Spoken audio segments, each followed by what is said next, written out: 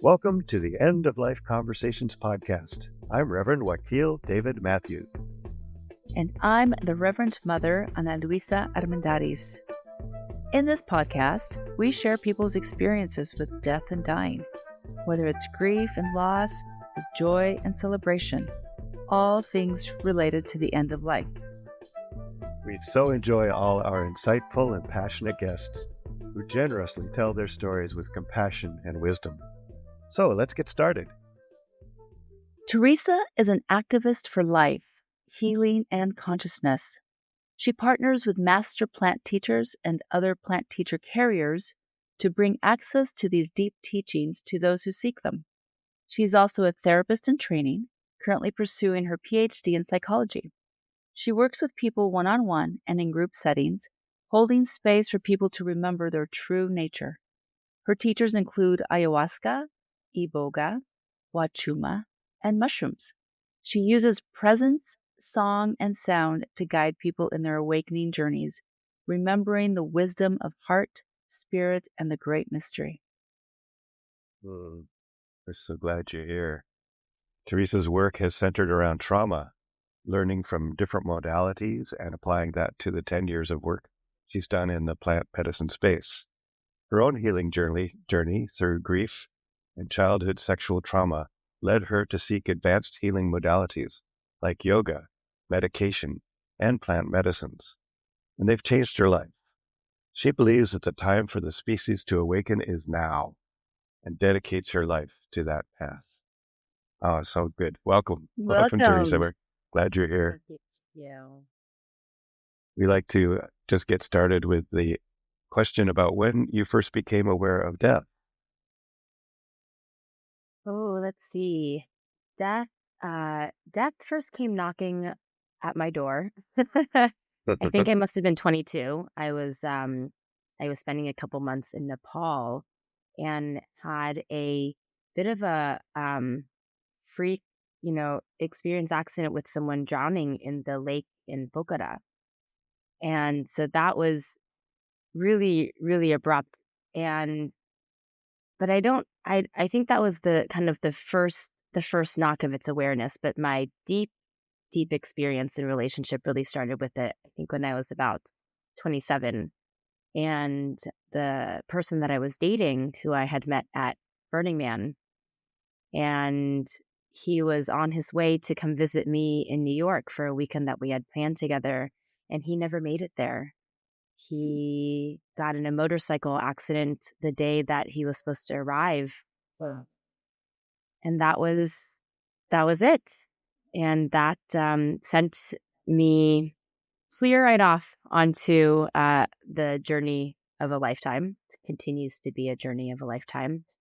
And it might have been, the worst day of my life to the start of the best life I could live, actually.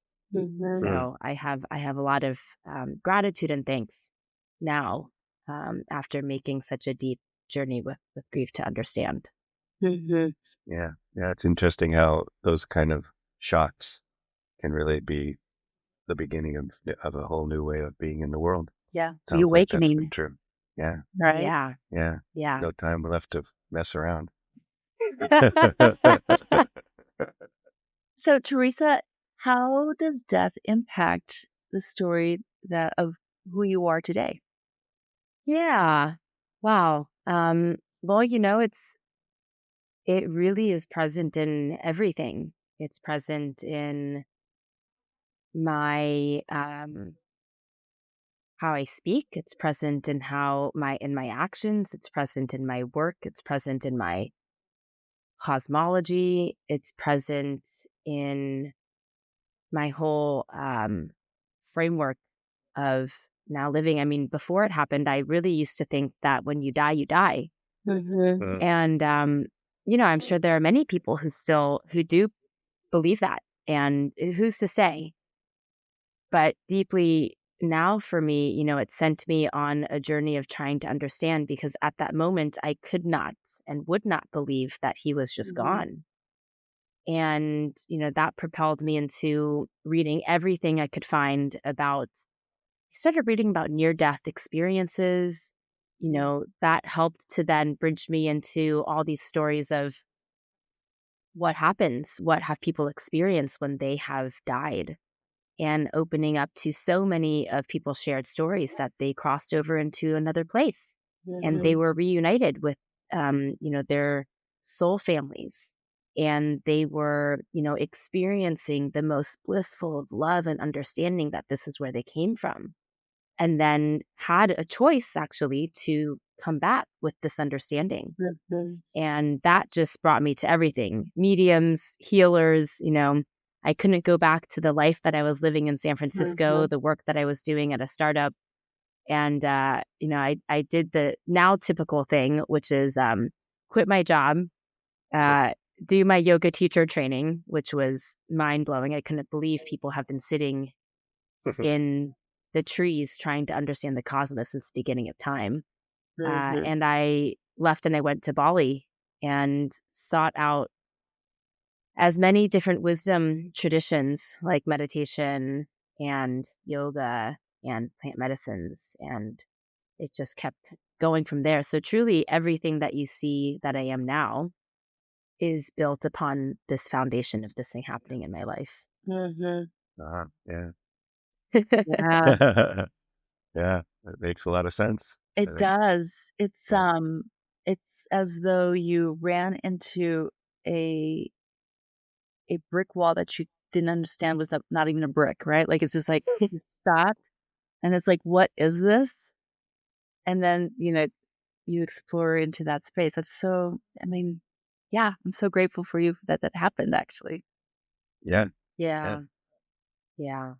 Yeah. It seems like we hear this, and we had somebody on just a while back about talking about her near death experience, and exactly Mhm. what she had one time ago before it was really well understood, and she couldn't tell anybody about it because she assumed that people would think she was crazy, or hearing voices, right? But she had that exact experience of being basically saying, "Are you ready to go?"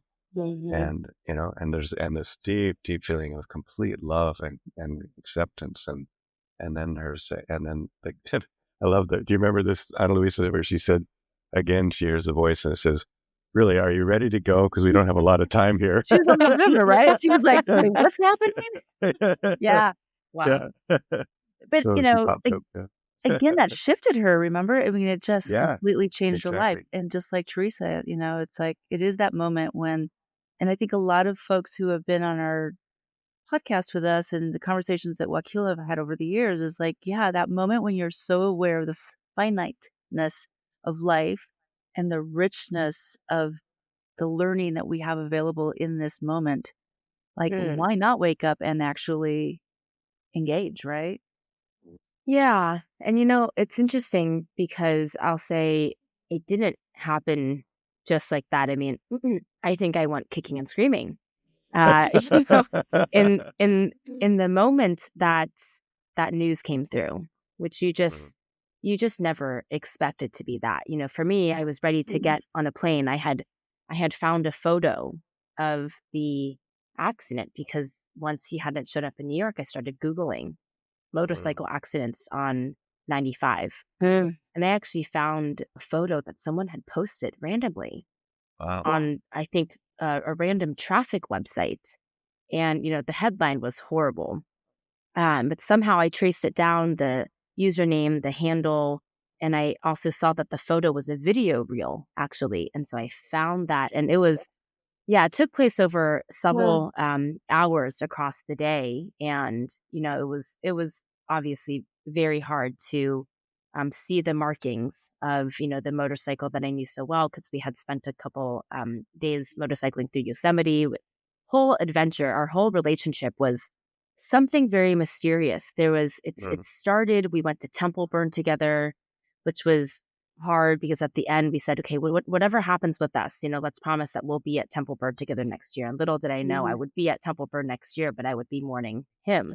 mhm, And we got helicoptered off of Half Dome because these forest fires had broken out around us as we were wow. hiking.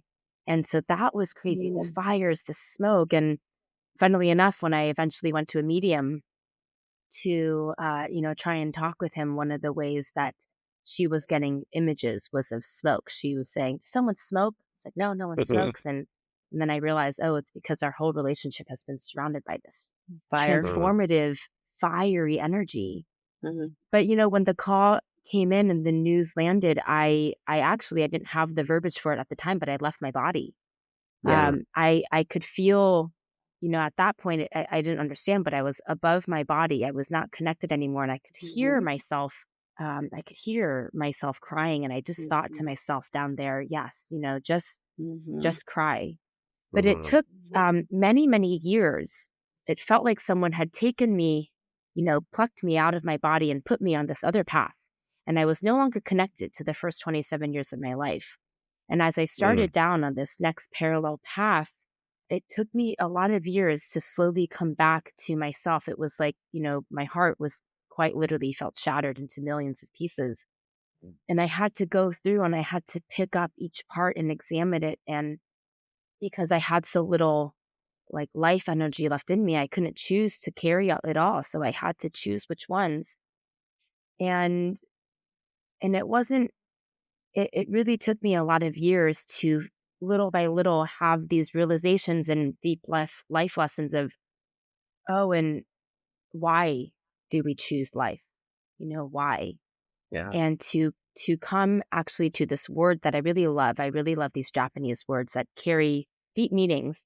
Eugen, Eugen, that is something around the ineffable quality of the awe of life. We go into this awe and you just become speechless. There's no words for that great mystery that is all around us. But it took me a lot of meditation, 10 Vipassana, 10-day retreats. I can't tell you how many, ceremonies that I have sat working with ayahuasca to continually be brought back to the ineffable, to this deep sense of the silence. And in that, understand this is why we choose to live life, even though there can be so much suffering and so much death and so much grief. Yeah. Yeah. Oh, really beautifully put. Thank you. Yeah, that sense that that there's work, that there's something we're here to do. Yeah, that's why we keep coming back. And yeah, Yeah. well, that's a good segue into tell us more about what your current work is and role in life, and how that maybe reflects this journey you've been on. Yeah. Wow. I never would have thought I would have landed here. If you would have told my 20-some-year-old self that was working at a tech startup and just moved from Maryland working in the government, I would have thought you're crazy. So, yeah, I work at this beautiful intersection, really, of I see it as, in some sense, wanting to shepherd like love and life and light. You know, Mm, that's what I think therapists do. That's what people who work with plant medicines do. It really is like taking a role of wanting to create some sort of container for some sort of process. And that process is really being a mirror, and being a mirror by asking really good questions for people to see. And mhm, for me, it feels like I'm playing chess all the time. It's like there's one of the gifts for me is being able to really track deeply what's happening inside someone. And there's such a multiplicity that's happening. I mean, not just 20 parts, but so many parts, and the relationships to parts. And those parts have beliefs and stories and experiences, and then not to mention, our ancestors. And this, so, I'm not a licensed therapist, but essentially what I do is therapy in one walk of my life. And then in another walk, it's as a sharer of different plant medicines. And I share that in different ways. I either work and organize with my teachers, with other plant medicine stewards, or I facilitate spaces myself, either one on one or in groups. And that, you know, therapy, facilitation, ceremonial work, all of that for me wraps up into someone who is it's also almost like life dueling, Mm. Mhm. how to hold someone to either do the healing or the integration or the releasing or coming to terms with the true vitality that is within them, their true essence. Some people could call that spirit, some people could call that soul, some people could just call that their life force. But I really see, in this work of healing, it's not about taking care of illness, which is what so much, unfortunately, of our current systems and modalities do. We see it as taking care of illness.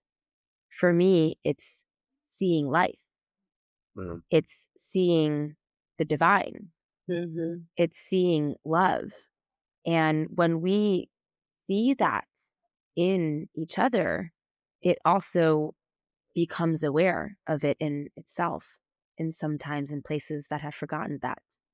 Yeah. And Mm-hmm. so really it's helping people to remember and to come back into their own truth in their own life and choosing that. Mhm.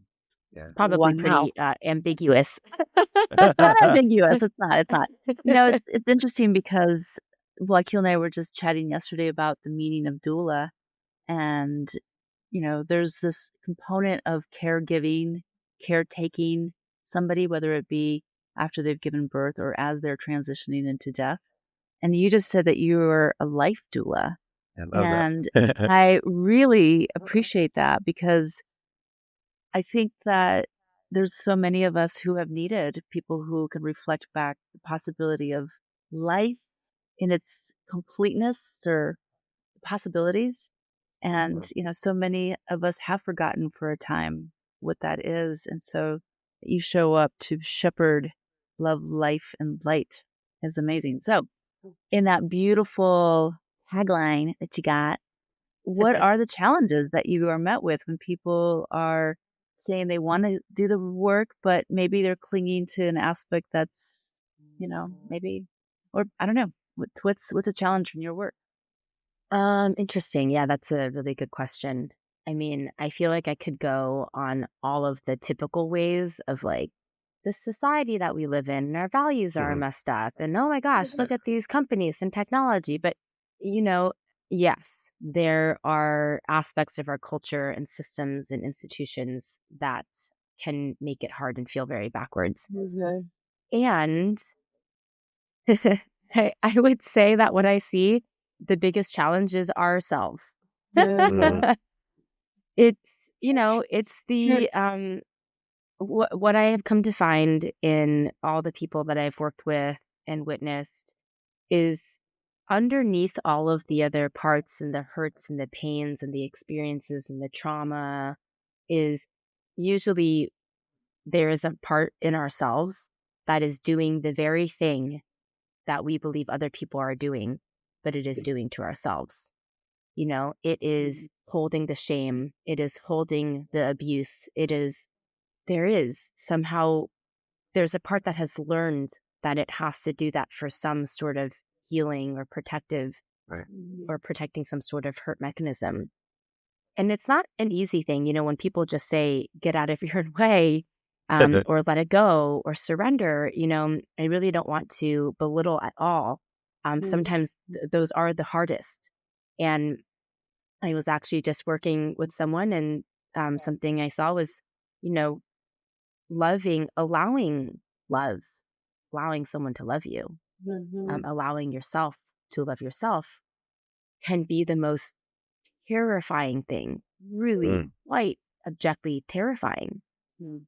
And so this work is not light work, it's not hard work. And choosing life is by way of trillions of deaths.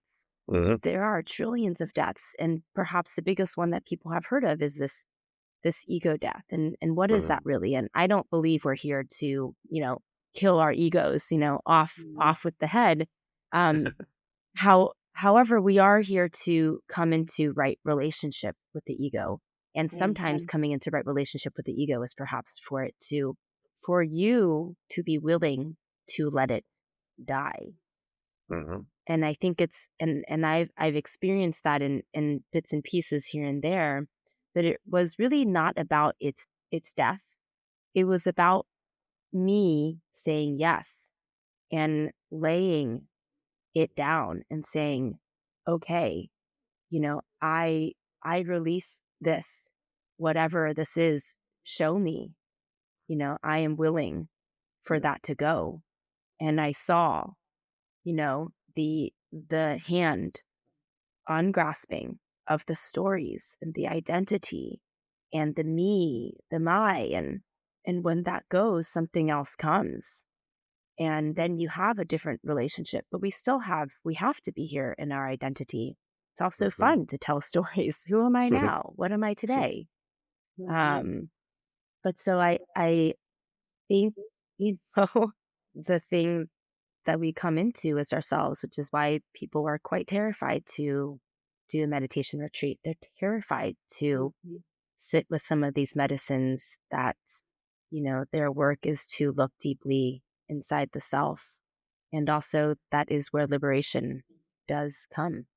Yeah, and just to tie this back to our death centric podcast, it's very similar, right? Like being afraid to contend with the end of the physical life is terrifying for so many people because it becomes then it's an arduous task to look internally and say, is this really who I want to be in this moment?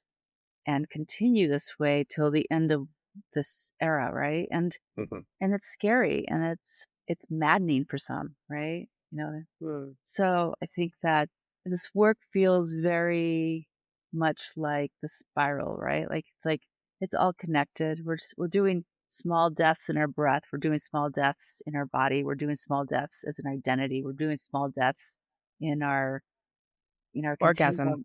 Yeah, Yeah. exactly. All So of they these. say. And Yeah. at the end of the day, it's like there's another small death when we just die, right? So I think it is Mm. all really beautifully connected to, we're in service to living. Having Yeah. conversations about death is in service to life.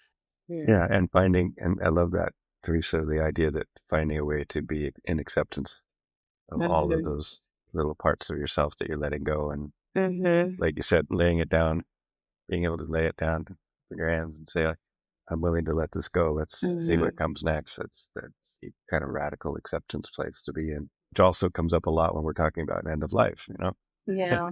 Can we be in a space of radical acceptance that this is what's going on right now? Yeah.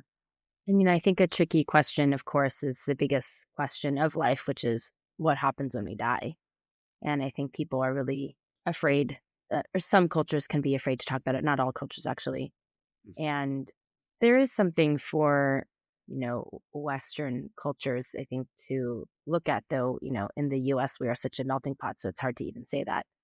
But, you know, uh, I believe our soul is infinite and that we continue to have many iterations all at the same time, all at once, before and after, that our ancestors continue to live on in us. And we see this in the study of epigenetics, Yeah. and quite literally, we were present in our mom's belly, and her eggs were present when she was born in her mother. And so we were quite literally a part of our grandmother. And so I think, asking ourselves to come into new relationship with, or at least to just evaluate our beliefs around death is a really big first step. And I have a lot to thank for these plant medicines because, some Yeah. really brings you out of just having a very like human centric experience of life. Yeah. And that in and of itself is really helpful in this inquiry. Yeah. Mhm. So, with the challenges you've talked about and life in general, what kind of things do help you feel supported? What kind of things, practices, or whatever, that help you carry on through life? Carry on when it's overwhelming.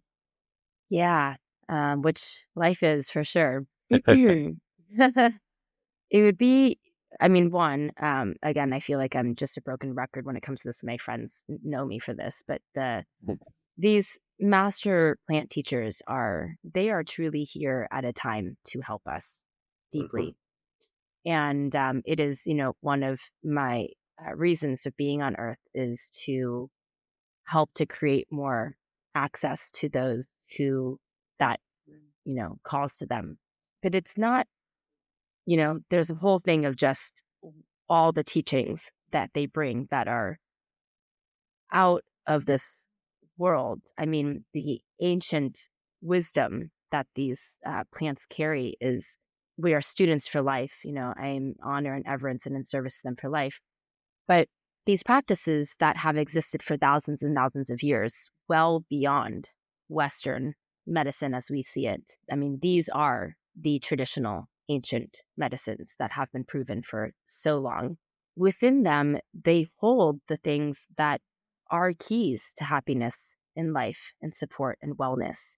I mean, even just the basic things that you'll see, which is community, Hmm. gathering in community, praying in community, healing in community, laughing in community, dancing and singing. I mean, just those five, I think, are pillars to support and to help. How often are people doing that these days? There's a lot of other movements that have spun up to try and capture one or the other. These practices that I sit in, it's all of it. It's grieving, it's living, it's sobbing, it's transformation, it's helping, it's healing. I always say that, when I watch people come up to the altar to receive the medicine, I'm witnessing the peak of humanity Mm. because it's everything. It's courage, it's vulnerability, it's strength, it's sadness, it's the unknown, it's surrender.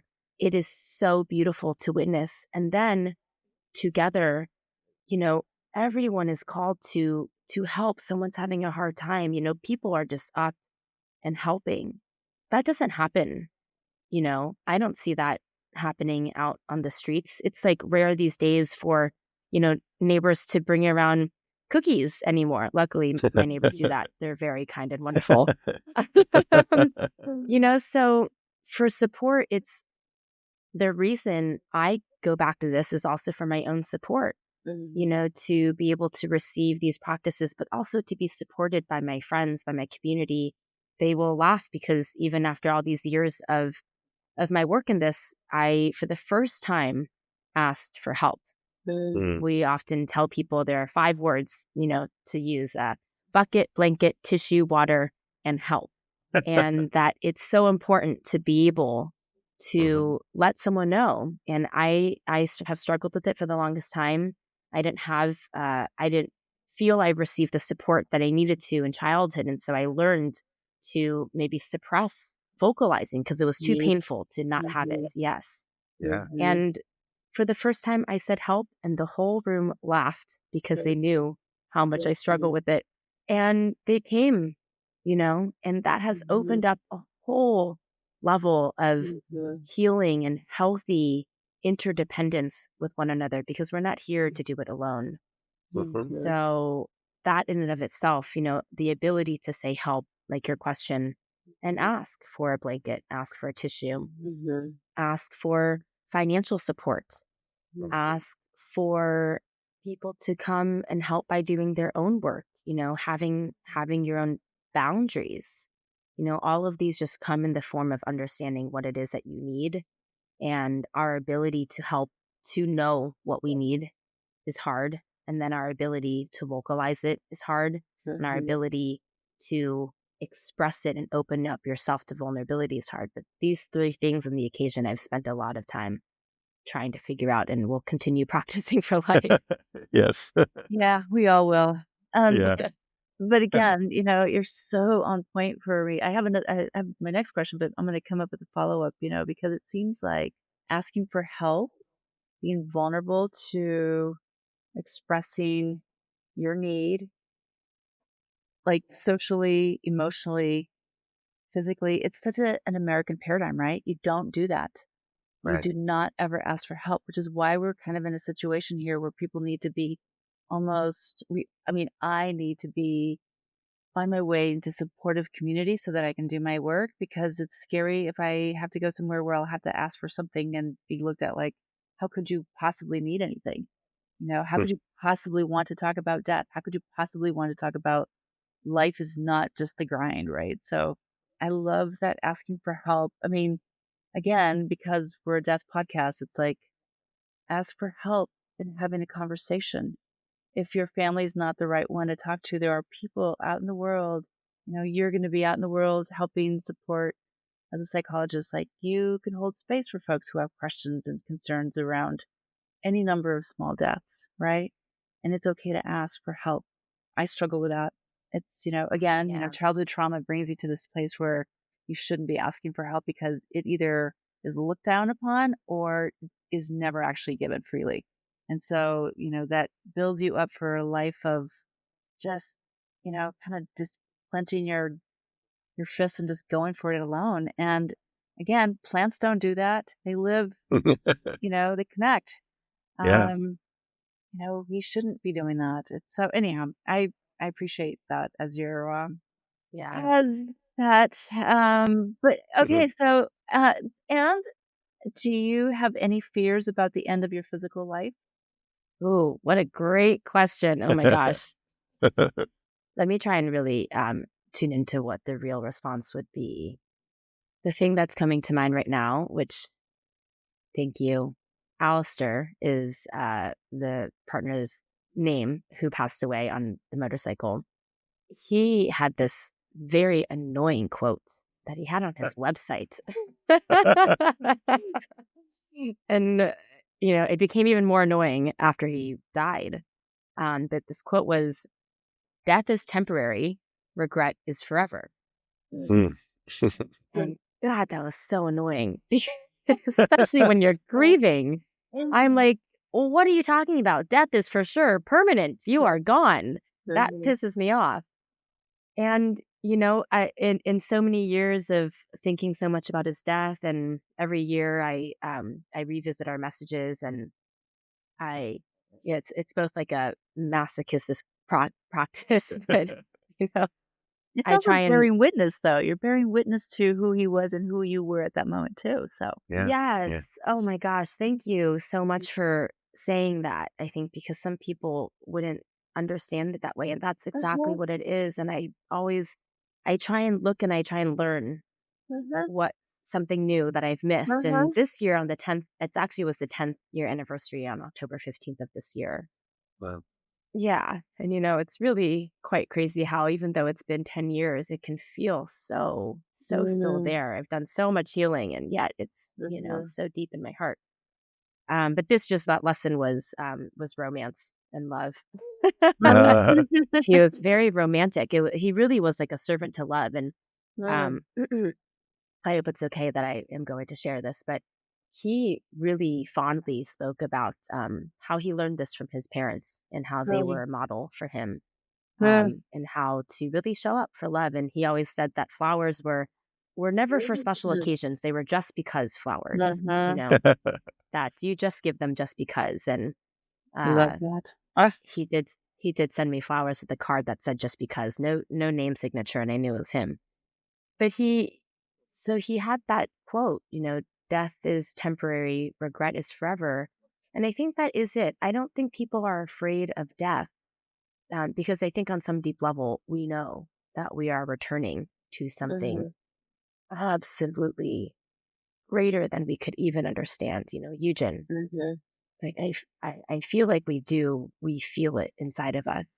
But what we are afraid of is the regret of the things that we will no longer get to do in this yeah. life. Yeah. And those aren't just, the big things. They're actually not the big things. It's not, did I run this company and I, make this money? It's, did I really be with like the smell of the trees? Did I Mm. really take in like the dappling of light through the leaves? Did I really feel the mist of the waves? Did I really be with each other in love and deep presence? Did I really laugh? Did I really, learn all the things that this unique planet has to teach us? It's so unique. And when we are no longer here, that will be the regret, the fear, that we didn't do those things. And so when you ask me that, I will 100% miss those things. The smell of the autumn leaves. I love it so much. This is why my hair is this color, I because I love love the it. fall leaves so much. I love fall. I'm like, I love the sound every single year. I'm like, Yeah, yeah, Yeah. yeah. All those things Yeah. beautifully said. yeah. Yeah. So I'm at a point in my life where I'm really proud. I'm really, really proud. And I am so lucky to have had these experiences to now be living my service in Dharma. And so I'm so proud. I've done the healing. I think I've done, tended to the karma that I needed to tend to. And now it's about, being in as much service as I can.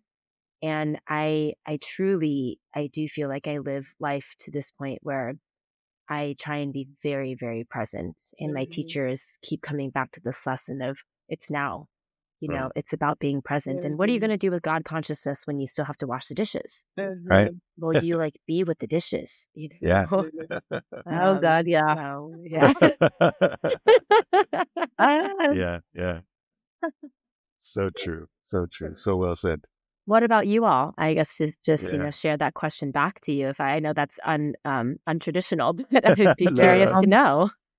Well, it's true that I think that we've heard this from others, and I think we always agree that we want to make sure that, I mean, the thing that frightens us is that we will not have told people we love them, that we will not complete that circle of love and care and service that we know is what we're here for, or that, yeah, that, I mean, some people worry about being in pain or whatever, but I think that's the one that comes up most, is that sense of just not having accomplished that, or not having been present and done the work that you know is what you're here for. But that also it makes a difference whether you're done that work that you've talked about, to really recognize that that is what we're here for. Um, some people might say, I would regret not becoming the CEO, So, but it's the same. It's different for everybody. But that yeah. would be probably my answer as well. And Louise, what do you think? Well, I mean, since I met you, I've been moaning that I want to go home. Like I'm very deaf forward in my life, much to my children's chagrin. Yeah. But here's the thing. I've had multiple like near death experiences, I think. And the last one that happened was when my children, who are now 18 and 15, they were very young, and I had this very lucid dream, and in it, the divine just said, "Let's go. You ready to come home now? Because you've been asking." And I had this moment when I was like, "Yeah, wait," and I said, and I literally said, like, there will be no one else to tell this story, and I need to share this story. And are you sure? And I was like, and I thought about the kids. I'm like, they need to know the story. And and then I just kind of had to wake up, right? And like, and I'm like, what did I just do? Like, I want to go home. So I am not afraid of my body ending this moment here on this plane. I do think about living my life to its fullest. And it's been a lot more recently that I have these moments when I think if I were dying tomorrow, would I wash these dishes? Because I've spent so much time, like, as a single mom, like, taking care of house stuff that I don't get to do much for me, but, I think it's all in service to the story, so I just want to make sure that the story gets told, and then I can go home. That's all. Yeah, yeah, yeah, yeah. Mm. Beautiful. Beautiful. Uh, But we are getting up to the end of the time, so I wanted to make sure we check in with you. Is there anything you wish we'd had asked you about, or is there anything you'd like to share about how people could be in touch with you, or anything like that? Yeah, thank you. Let's see. One thing that would be so great to be asked is, well, what do you want at your funeral? That's an interesting There you go. question. Yeah, And we I ask will everybody. say, okay, yeah, my funeral is what I would want now. You know, I would ask, I did ask a roommate of mine to throw me a funeral for my birthday one year, and it was very interesting and very fun. So that's a fun thing to ask for. But to yeah, to say and this is so cliche, but say the things, do the things, let yourself get caught up in the small things. And also, put it again in context with the big things. It's a pendulum swinging of that. And Yeah. yeah, I would tell people my favorite thing is to be in ceremony with people. It is like my favorite place on earth to be. I love to be in witness of such magic and miracle and transformation. And the selfish part of it for myself is to then be able to witness someone's life go from here they were before and here they are after. And for the majority of it, it is more laughter, it is more love, it is more life being lived. And that is a gift to myself to be able to be a part of it. So people can get in touch with me. I don't use it. I haven't updated it much, but I'll just share it. My website right now is beautifulwisdom.us. And it kind of talks about working with trauma and how I can work with people in trauma. That's a way to get in touch. They can also find me on socials. I'm sometimes on Instagram. My handle is Tea with Reese, TEA with Reese, REESE, which is what some people call me. Otherwise, my wish for people is to be open-minded, and know that what you wish to see for your life is quite possible. And we are very, very supported in this time. And if something calls to you, something different calls to you, take the step you don't necessarily have to know what you need help with, but you can ask the universe Yeah. and you can ask others, help me to understand what I need help with. And the Absolutely. answers will come. Yeah. Yeah. Yes. Beautifully said. Thank you. Well, it's really appreciate you being here. And you did send us a quote. Would you like to read that, or do you want one of us to? As the Sure, you final can thing? feel free. Okay. And Luisa, do you want to read that? Sure. Your task is not to seek for love, but merely to seek and find all the barriers within yourself that you have built against it. Why don't you read it again, Wakil? Okay. And tell us quickly, Teresa, where that comes from. That comes from, and I haven't done this yet. I've read through some of it, but it comes from the Course in Miracles. Yeah. Okay. Great. Okay. Your task is not to seek for love, but merely to seek and find all the barriers within yourself that you have built against. And I guess I'll just add, and to remember that that is actually what you are already. Yeah. Yeah. Yeah. Beautiful. Beautiful. Thank you Thank so you. much, Teresa. Thank you, both of you, so much for this Mm. time and conversation. My heart is feeling so full and connected and grateful. Yay. Yeah. Well, we hope to meet you in person someday. That would be fun. Yeah. And Come on, thank you for your Colorado. work. Yeah. Yeah. Thank you both as well. Thank you. All Thank right. you. Thanks so much for joining us on the End of Life Conversations. We appreciate you and look forward to sharing our stories. We encourage you to subscribe to have access to premium episodes and extra resources. Links to our guests and their recommendations and a transcript of this episode will be in the podcast notes. Yes, thank you so much. And please tell all your friends. Follow us on social media, and again, consider subscribing for some excellent premium content. We want to acknowledge that the music we are using was composed and produced by Charles Heastand. We also want to acknowledge that we live on unceded lands that have been cared for thousands of years by Indigenous peoples who are still here.